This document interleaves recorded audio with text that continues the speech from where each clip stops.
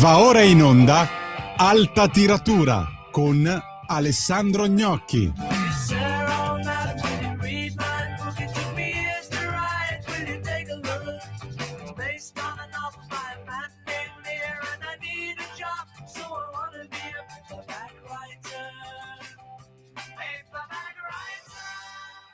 Buongiorno, eccoci ad Alta Tiratura, io sono Alessandro Gnocchi e questa è Radio Libertà. Uscite librarie importanti, non ce ne sono in questi giorni, i grandi bestseller sono usciti nelle settimane precedenti, probabilmente qualcuno lo troverete sotto l'albero di Natale, ma noi oggi vogliamo in realtà parlare di tutt'altro, ovvero dei Maranza. Allora, da tempo questa parola è entrata nel lessico comune e di recente, 2 giorni fa, è entrato anche nel libro dei fatti della Treccani del 2025, il libro che ogni anno in sostanza registra i neologismi che si sono affermati e che in parte entreranno nel vocabolario e in parte invece saranno dimenticati perché usciranno dall'uso comune. Una di quelle parole che sembra qui per restare è appunto Maranza. Cosa significa? Secondo la Treccani, i Maranza sarebbero dei gruppi di giovani che con comportamenti arroganti e smargiassi occupano delle parti, delle zone della città. Possono avere un fare intimidatorio e possono darsi da fare nei rami della microcriminalità.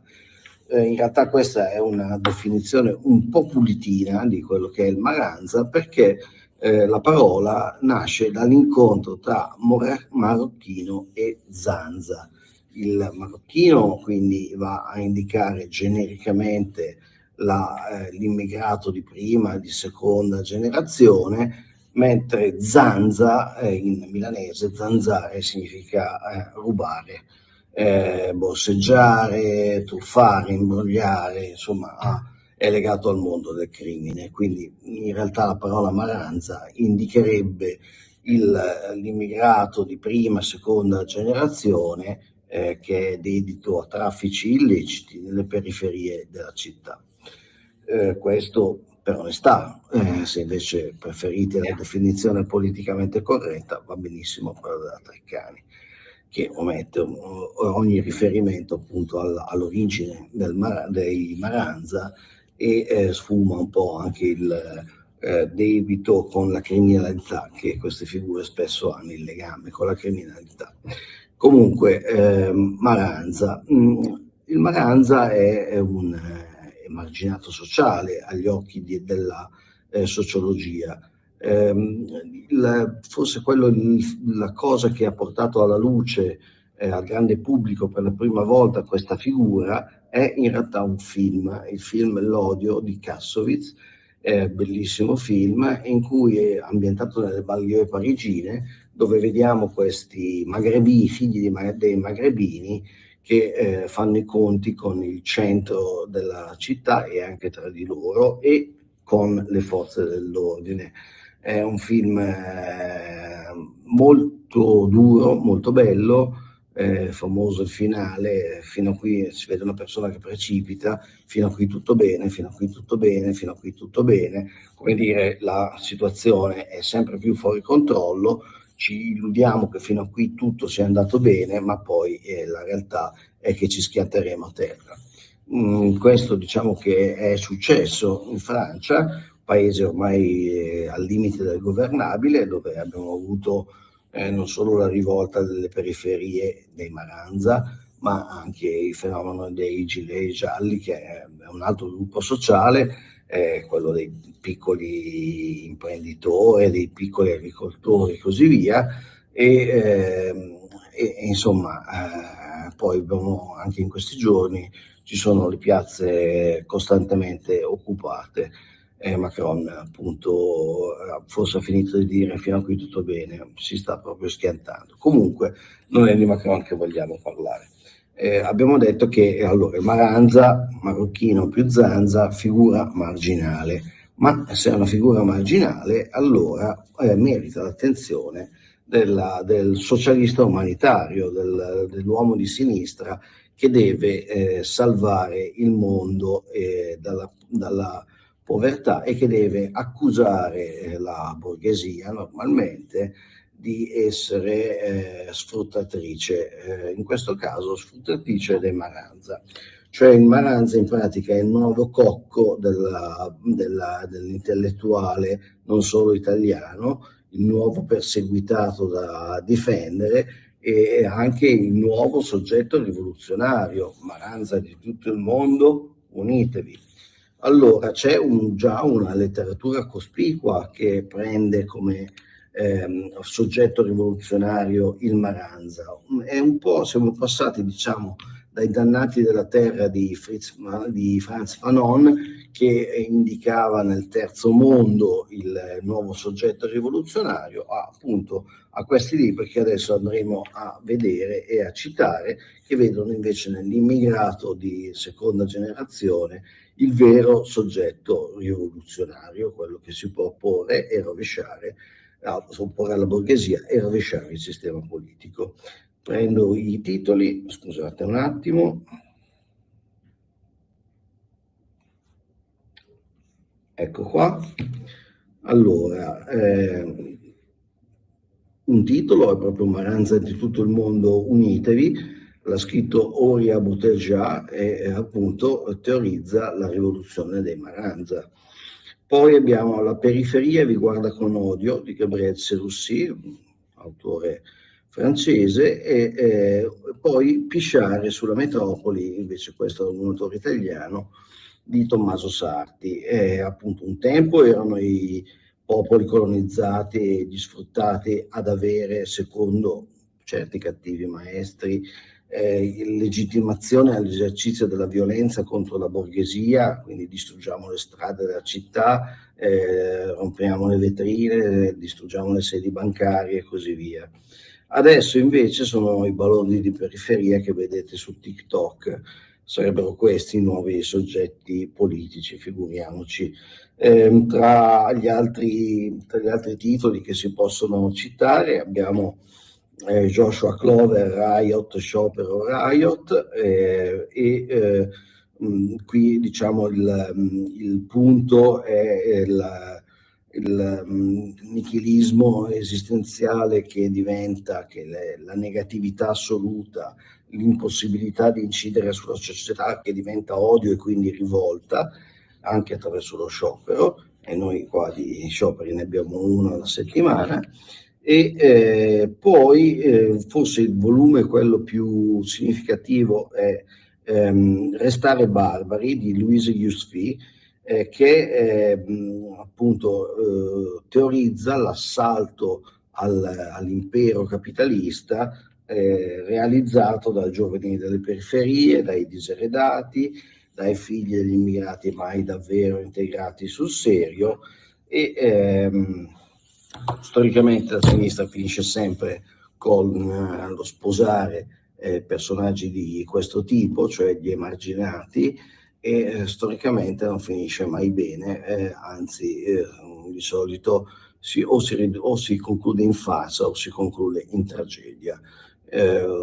Ringrazio Andrea Venanzoni per i titoli che mi ha segnalato, molto interessanti, e devo anche dire che la prima attestazione che io conosca della parola Maranza con il significato corrente credo sia in una canzone di Giovanotti che evidentemente ha le orecchie alle antenne ben indirizzate su quelli che sono i cambiamenti. Abbiamo detto che Maranza quindi è una delle parole del 2025, l'altra potete immaginarla è pro-Pal, pro-Palestina, e in realtà quasi tutti i neologismi 2025 segnalati dalla Treccani hanno a che vedere con la guerra di Gaza. Ci sono anche cose che invece provengono da altri mondi, come la tornanza, parola oscena, che significherebbe il ritorno dell'immigrato nel paese d'origine, e poi ci sono parole di origine calcistica come ingiocabile, che sarebbe una traduzione dall'inglese di unplayable.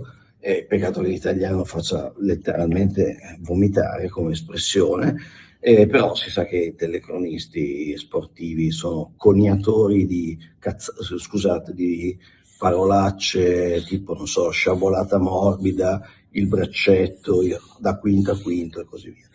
Ma adesso non voglio intrattenervi troppo sui neologismi, quindi i Maranza sono i nuovi eroi rivoluzionari della sinistra. A dire il vero, a vedere i Maranza, non so, Gali, Sfera e Basta, questa gente qua, mi sembrano tanto, diciamo, intenzionati a fare la rivoluzione, mi sembrano più intenzionati alla grana, al sesso e forse anche alle sostanze stupefacenti.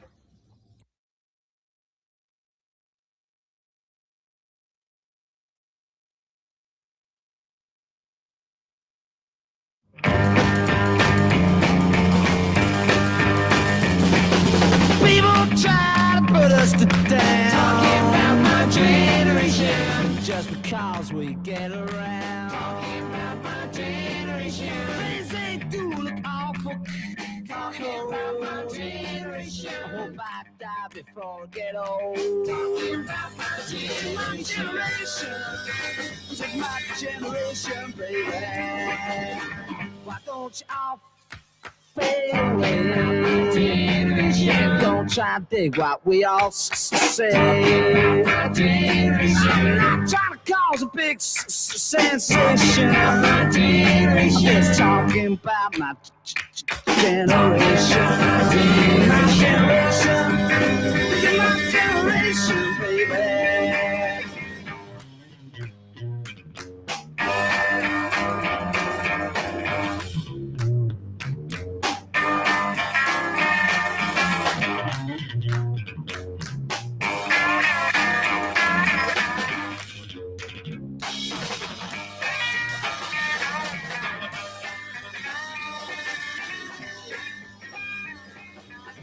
Why don't you all fade away? Don't try to dig what we all say. I'm trying to cause a big sensation. Just talking about my generation. My generation. This is my generation, baby. Generation.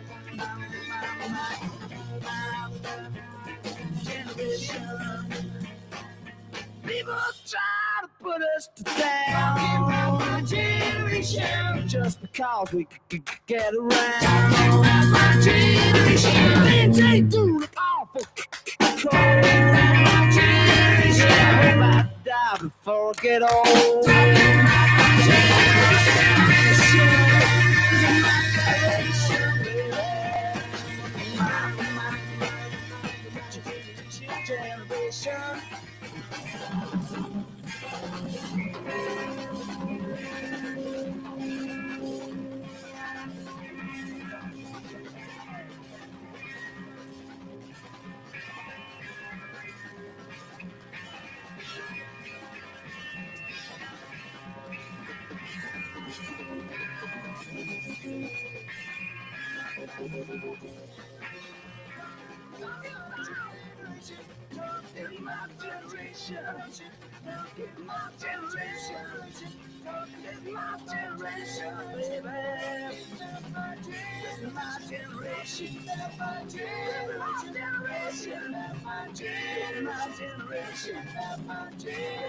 Generation.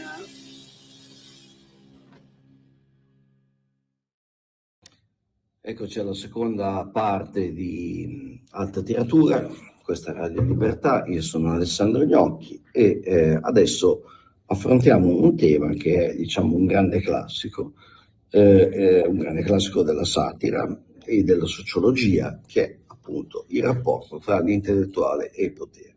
Però vogliamo prenderlo da un'angolatura veramente molto diversa. Scusate, prendo il titolo perché stiamo per parlare di un romanzo cinese di oltre 1000 pagine. Adesso vi prendo il titolo esatto e soprattutto il nome dell'autore. Allora, l'autore è il leggendario Wu Jingzi e il romanzo è Storie indiscrete dei letterati. Siamo nel XVIII secolo, 1700, e questo libro è uno dei testi più importanti della letteratura cinese.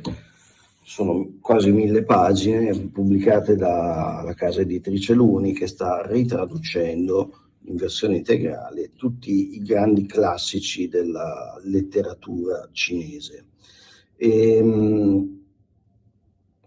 Questo libro è interessante perché con passo felpato, nel senso che non è proprio una polemica aperta, è più un sarcasmo sottile, con passo felpato prende in giro gli intellettuali cinesi della sua epoca e che scopriamo essere molto simili agli intellettuali della nostra epoca, italiani, e forse di ogni altra epoca. In sostanza questo libro mette alla berlina il fatto che l'intellettuale impegnato spesso diventa l'intellettuale impiegato, cioè lui fa vedere come gli intellettuali cinesi a un certo punto cercano di entrare nel rango della burocrazia imperiale, peraltro riuscendoci, ma nel momento in cui entrano appunto nella burocrazia imperiale il potere li corrompe e li corrompe in modi diversi.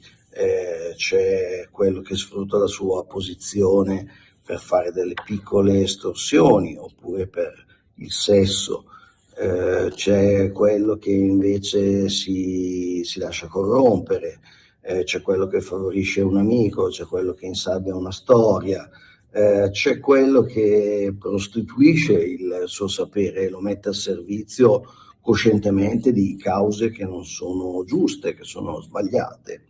E, come dire, una volta che l'intellettuale viene intruppato, poi c'è da un lato acquisisce il potere, ma poi c'è anche un rovescio della medaglia, cioè diventa sempre più ignorante e allora maschera l'ignoranza da erudizione, simula la virtù, ma in realtà è mangiato dentro dall'ambizione, dal bisogno di apparire, dal narcisismo, e poi diciamo si fa portavoce di grandi valori morali che in realtà nascondono un certo servilismo. E se state pensando a quello che succede in Italia, probabilmente siete anche sulla buona strada, perché queste cose noi le vediamo praticamente una volta al mese, quando scoppia la solita polemica, quello troppo fascista, parte l'appello, arrivano i maestri del pensiero, sedicenti maestri del pensiero, che ci spiegano come sta il mondo, ci spiegano cos'è la democrazia senza saperlo, peraltro, ci spiegano cos'è la Repubblica, ci spiegano tutto. Quello che non ci spiegano è dove hanno preso l'autorevolezza per spiegarci come vivere secondo moralità e giustizia. Comunque, anche perché sappiamo poi che molti di loro non applicano le regole che vorrebbero imporre agli altri. Questo romanzo, che è gigantesco, non ha un personaggio principale come forse avrete capito, ma procede per quadri, come se fossero delle piccole vignette, piccole di poche pagine, vignette satiriche destinate appunto, ognuna destinata a un personaggio e a un caso legato a quel personaggio.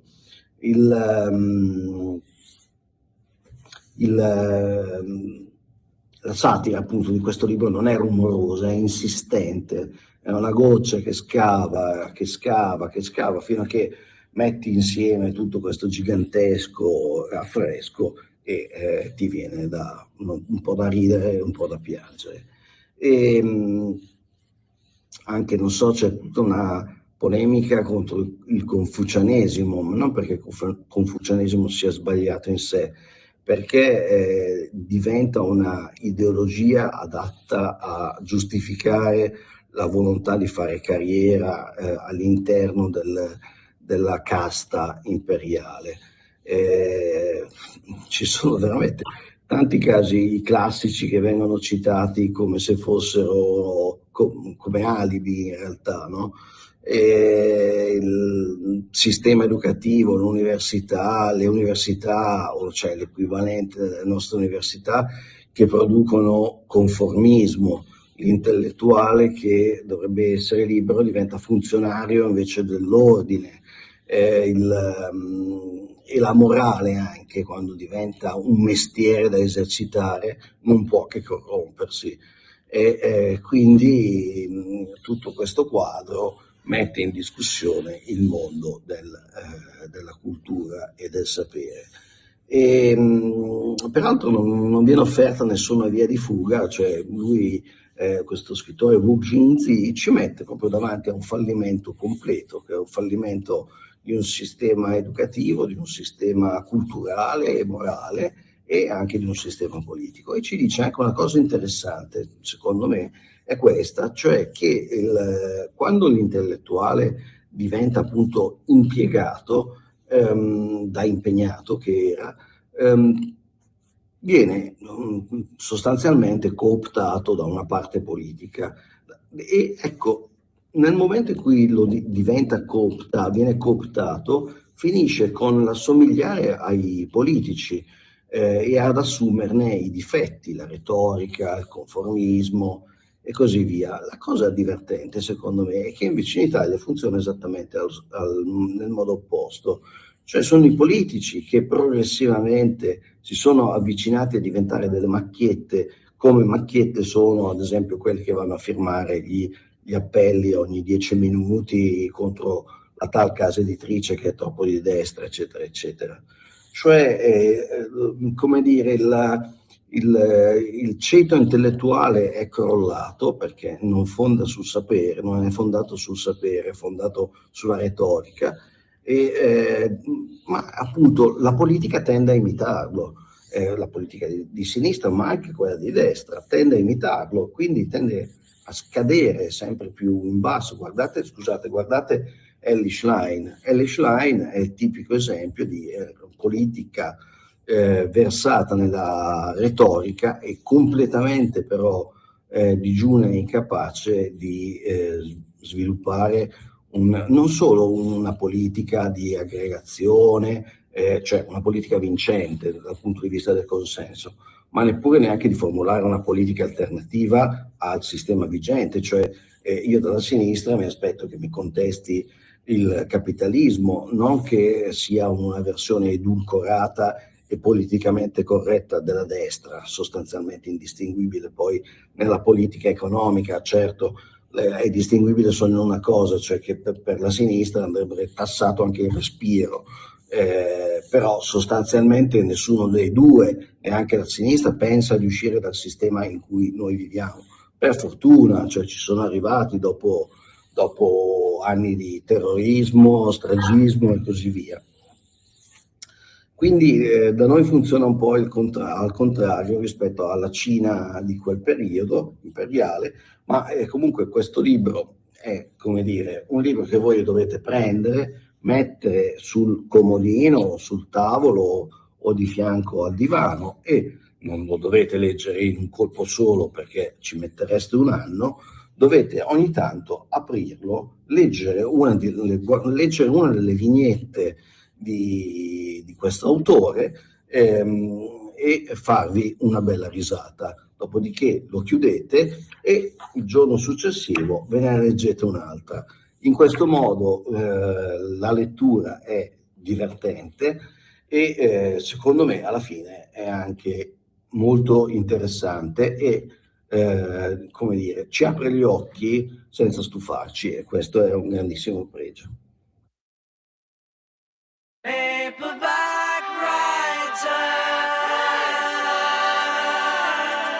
Avete ascoltato Alta Tiratura.